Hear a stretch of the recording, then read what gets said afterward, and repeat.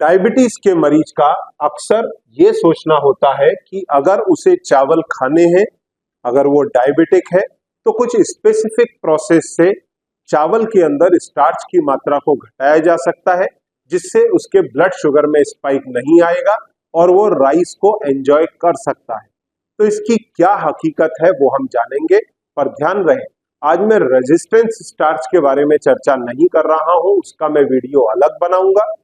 पर एक बड़ी मात्रा में लोगों का ये सोचना है कि अगर चावल को अच्छे से धोया जाए, उसको सोक करके रखा जाए आधा घंटा और पकाने के बाद में उसमें से जो पानी होता है उसको अच्छे से ड्रेन कर दिया जाए, तो उससे स्टार्च की मात्रा को चावल में घटाया जा सकता है और ब्लड शुगर के स्पाइक्स को रोका जा सकता है।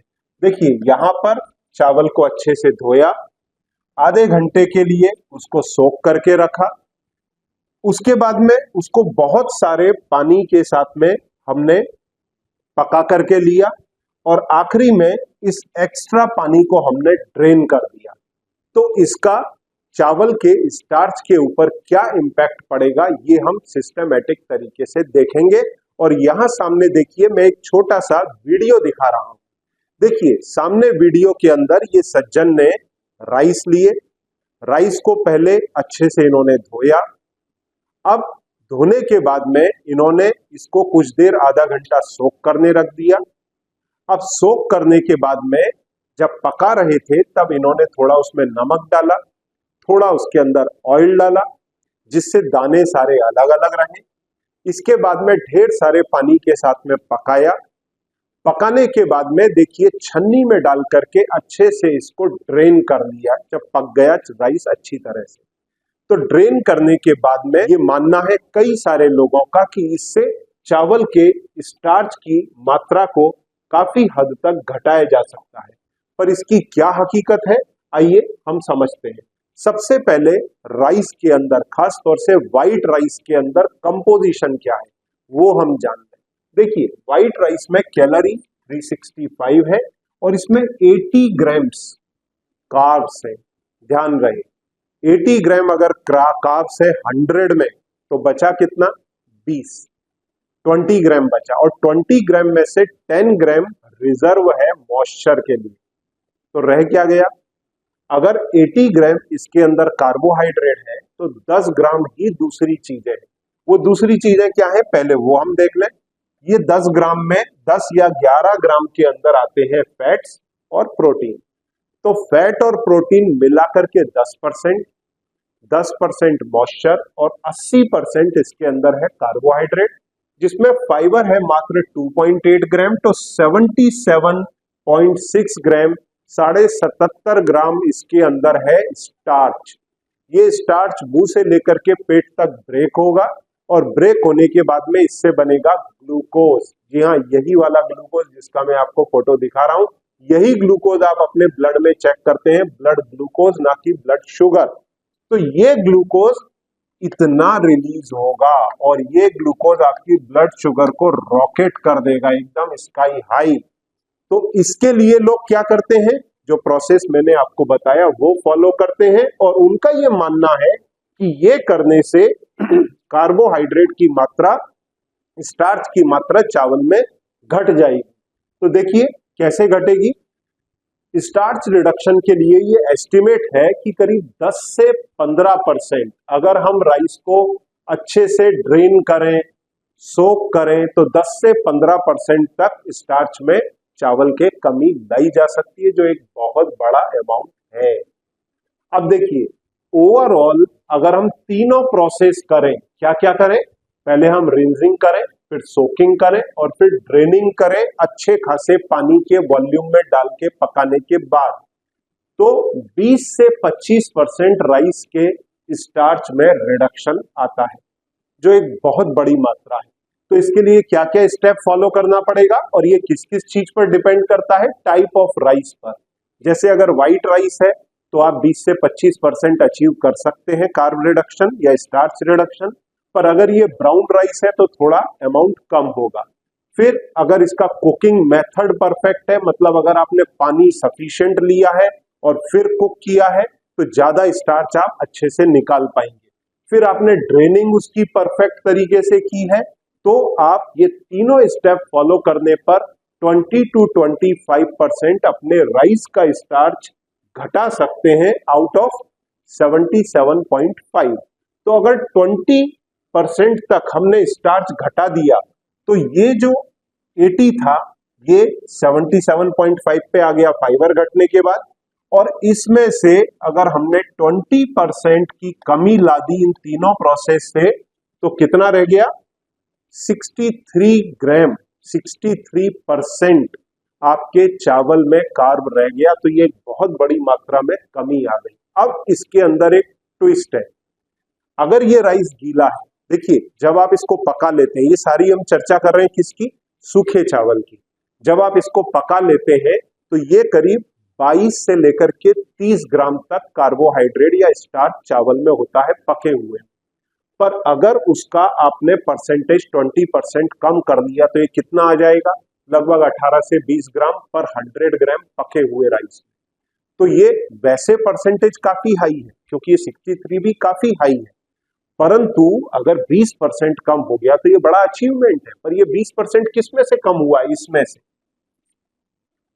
तो चावल का वॉल्यूम भी तो कम हो गया। सबसे बड़ा ट्विस्ट, आपने थोड़ी मात्रा के अंदर प्रोटीन और फैट भी लूज किया होगा। हालांकि फैट हमने पकाते समय ऐड किया था, पर प्रोटीन भी तो थोड़ी मात्रा में गया होगा, 10-15%।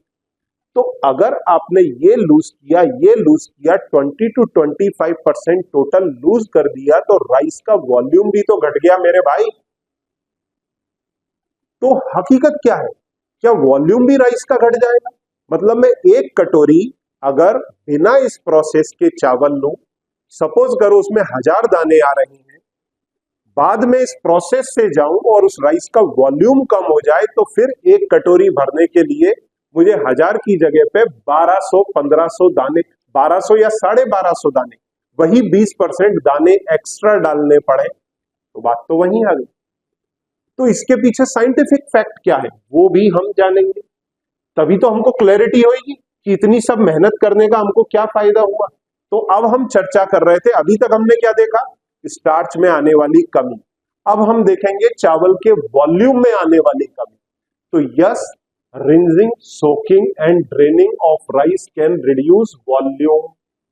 आपके चावल का साइज घटा देगा, तो जब साइज घट गया तो नंबर ऑफ राइस के दाने ज्यादा आएंगे, तो बात वहीं आ गई। एक कटोरी आप छोटे छोटे राइस के दाने लें और एक कटोरी आप बड़े बड़े राइस के दाने लें, तो बात तो उधर ही आने वाली है। परसेंटेज वाइज तो सारी चीज सेम फॉल होगी। अब इसको करने में, रिंजिंग में 2 से 5% आपके राइस का वॉल्यूम घट जाता है।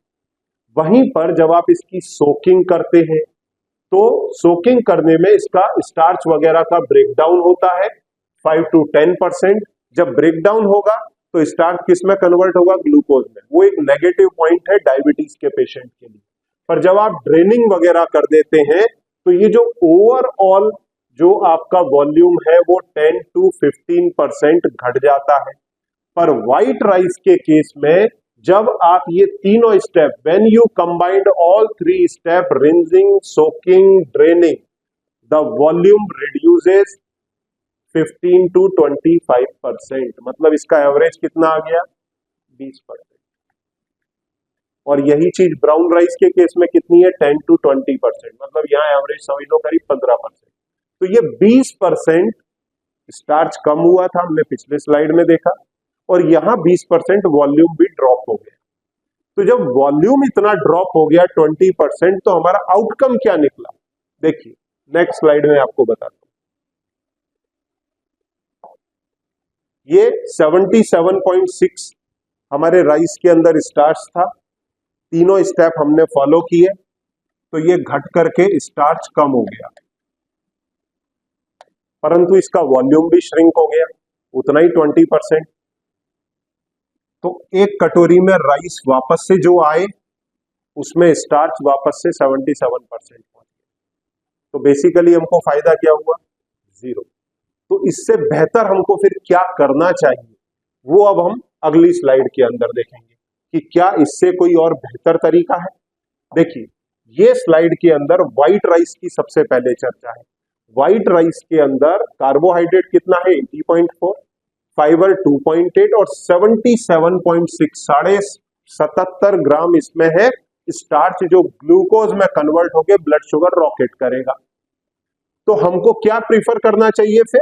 ब्राउन राइस, क्योंकि ब्राउन राइस का वॉल्यूम भी कम घटेगा, हालांकि इसके अंदर स्टार्च भी कम निकलेगा, तो वो तो नलीफाई होने वाला है। पर इसमें एज ए होल देखा जाए तो नेट कार्ब कम है 73.7%। तो जब आप इसको पका लेंगे तो इसमें कितना कार्ब रहेगा 100 ग्राम के अंदर? 100 ग्राम पके हुए चावल में, ये देखिए 100 ग्राम कच्चे चावल में, 100 ग्राम पके हुए चावल में कितना आएगा? 18 से 20 ग्राम कार्बोहाइड्रेट आएगा। अब ये 18 से 20 ग्राम ग्लूकोज आपकी ब्लड शुगर को स्पाइक करने के लिए बहुत है, क्योंकि इसका ग्लाइसेमिक लोड बहुत अधिक है। फिर यहीं पर कई सारे डायबिटिक राइस आते हैं। डायबिटिक राइस लोग बोलते हैं ये बहुत हेल्दी है, और इसके ऊपर तो कई कंपनियां जो diabetic rice, diabetes friendly rice market में बेच रही हैं, उनसे मेरे हेड ऑन 1-to-1 डिस्कशन हुए। तो जो भी मार्केट में 3, 4, 5 तरह के राइस है, उन सबके साथ में डिस्कशन हुआ, और जब मैंने उनको बात किया कि आपके राइस में भी कार्बोहाइड्रेट ज्यादा है, आप खाली काउंटर करते हैं जीएल और जीआई के ऊपर, तो जीआई जरूर 51.5 है, जीएल 38 है, ये चीज दिखा करके वो बोलते हैं our rice is better than this. हमारा, क्योंकि जो नॉर्मल व्हाइट राइस है उसका जीआई है 85, डायबिटीज फ्रेंडली राइस का है 51, वहीं बासमती राइस या ब्राउन राइस का है 55। तो जीएल जो है यहाँ 66 था, हमने आपको 38 दे दिया, तो ये बहुत बड़ा बेनिफिट है, जबकि ये कुल मिलाकर के आई वॉश है, क्योंकि 100 ग्राम अनकुक्ड राइस में 74 ग्राम स्टार्च है और यहाँ 77 ग्राम है, 5 ग्राम का फर्क है।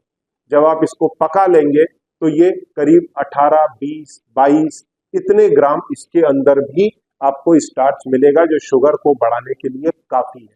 तो मैं ऐसे में 3 तरह के दूसरे राइस प्रेफर करता हूं जो इससे बेटर चॉइस है। देखिए, पहली चॉइस क्या है? समा राइस या बार्नयार्ड मिलेट। इसमें कितने कार्ब्स हैं?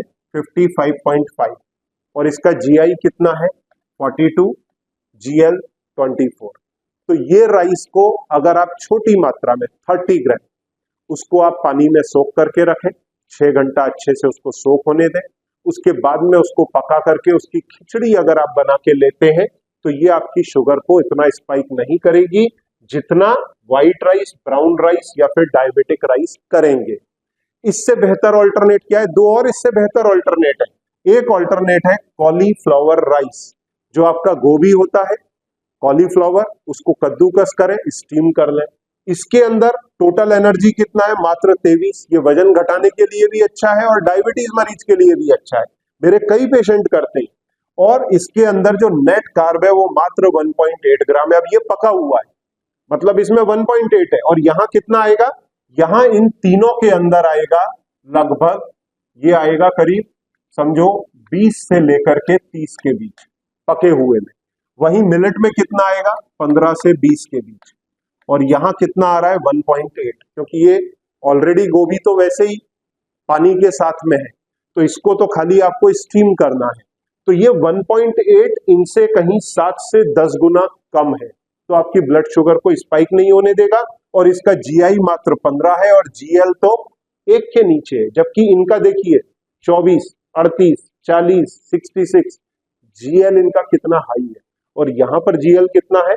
100 ग्राम में मात्र 0.8, तो इतना कम जीएल है। और इससे एक्सेलेंट जो सबसे बेस्ट है वो क्या है? कीटो किंग लॉन्ग ग्रेन कॉन्जैक राइस, जो कॉन्जैक रूट से बना है, जिसको शीराताकी राइस भी बोलते हैं। और पिछले करीब 6 महीने से, साल भर से ये हमारे कंट्री में भी अब अवेलेबल है। अब आपके लिए डॉक्टर एरन्स की तरफ से ये अवेलेबल है कीटो किंग राइस के नाम से और कीटो किंग नूडल्स के नाम से। इसके अंदर क्या इसका ब्रेकअप है? देखिए, कीटो किंग राइस फ्रॉम कॉन्जैक रूट और शीराताकी राइस, इसमें कैलोरी है मात्र 9, जो सबसे कम है पूरे कैटेगरी के अंदर, तो ये वेट लॉस में मदद करेगा। इसमें कार्ब कितना है? नेट कार्ब है मात्र 1 ग्राम 100 ग्राम में। वहां कितना था? यहां पर कितना था? 1.8, इधर कितना है? 1, यहाँ कितना था? करीब 15 to 20, यहाँ कितना था? 20 से लेकर के 30 के बीच में, तो यहाँ कितना रह गया, मात्र 1 ग्राम, मतलब 30 टाइम्स, 20 टाइम्स, 15 टाइम्स इन सभी से लेस इसके अंदर कार्ब है। तो ब्लड शुगर को ये जरा भी हिट नहीं करेगा। और इसका जीआई कितना है, almost zero, GL almost zero, एकदम डेसिमल के आगे 0 इतना कम है। तो ये आपके ब्लड शुगर को इंपैक्ट नहीं करता, चाहे फिर वो कीटो किंग राइस हो या फिर कीटो किंग नूडल हो, जिसे बनाया जाता है कॉन्जैक रूट से। इसका दूसरा नाम है शिराताकी। आप सोचेंगे हमने शिराताकी नाम क्यों हटा दिया। शिराताकी नाम इसलिए हटा दिया क्योंकि शिराताकी नाम जो है वो है जापानी, और आज के दिन में ये राइस और नूडल्स अगर जापान से बना के मंगाए जाएं तो इसकी प्राइस इतनी हाई हो जाएगी कि वी कैन नॉट अफोर्ड। इसके लिए थाईलैंड, इंडोनेशिया, चाइना, इन कंट्रीज से इसको मैन्युफैक्चर करके मंगाया जाता है। तो ऐसी स्थिति में अगर हम नाम इसको जापानीज दें और प्रोडक्शन इनका बाकी के कंट्रीज में हो, तो ये पेशेंट्स के साथ में चीटिंग है, कस्टमर्स के साथ में चीटिंग है, जो इंडिया में कुछ कंपनियां कर रही हैं। डॉक्टर एरन्स का इंडिविजुअली विचार है कि हमको उस तरह मरीज को चीट नहीं करना है। इसके लिए हमने इसको रीनेम किया, गैप दिया, और अब ये कीटो किंग राइस और कीटो किंग नूडल्स के नाम से अवेलेबल है, जो कॉन्जैक रूट से बनाया गया है। And this is same sort of thing like shirataki. पर ध्यान रहे, शिराताकी के नाम से आपको मिसलीड किया जा रहा है, वो जापान के अंदर उसका कंट्री ऑफ ओरिजिन नहीं है। तो इस चीज को ध्यान में रखते हुए अगर आप इसको कंज्यूम करते हैं तो डेफिनेटली आपको ब्लड शुगर को कंट्रोल करने के अंदर और वेट लॉस करने के अंदर भारी मदद मिलेगी। इसके लिंक मैं नीचे डाल रहा हूं डिस्क्रिप्शन के अंदर, अगर आप चाहें तो अमेजोन से या फिर लॉन्ग लिव लाइफ की साइट से इसको परचेज कर सकते हैं। Thank you very much.